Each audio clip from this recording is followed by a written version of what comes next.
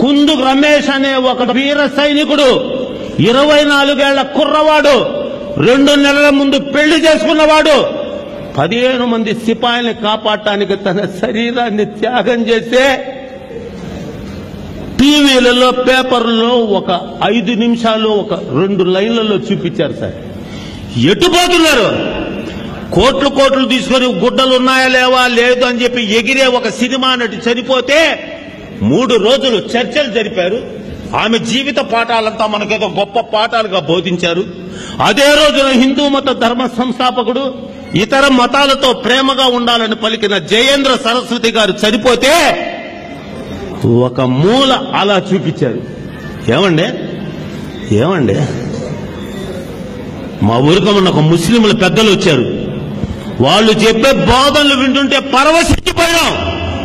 మానవుడు ఎట్లా బతకాలో అతను ఉర్దూలో చెప్తుంటే పక్కన తర్జుమా చేసి చెప్తుంటే పులకరించిపోయినాం. ఒక స్వామి వచ్చాడు. ఒక స్వామి వచ్చిన రోజున హిందువులు 10 మంది వచ్చారు. ఏం పనులు మీకు? ఏమి పనులున్నాయి? అన్ని వదులుకోవాలి, రావాలి, ధర్మాన్ని నడవాలి చెప్పడానికి మహోన్నతులు వచ్చారని చేసేది తెలియాలి. అది తెలియాలి అంటే అమ్మాయి నీ మీద ఆధారపడింది. మీలో ఒక్కడికన్నా భగవద్గీత మొత్తం వచ్చా? ఒకరికన్నా ఖురాన్ మొత్తం వచ్చా? ఒకరికన్నా బైబిల్ మొత్తం వచ్చా? కనీసం 10 పద్యాలన్నా చెప్పాలి. ఘంటసాల గారిని చూడండి. నేను భగవద్గీత పాడిన మరుక్షణమే పాటలకు పాడనన్నాడు. ఓహో అట్లనా అని శ్రీకృష్ణ పరమాత్ముడు ఆసుపత్రిలోనే ఆయన చేత పాడించి తీసుకుని వెళ్ళిపోయాడు. ఆసుపత్రిలో భగవద్గీత పాడి ఆసుపత్రిలోనే కన్ను మూశాడు ఘంటసాల గారు.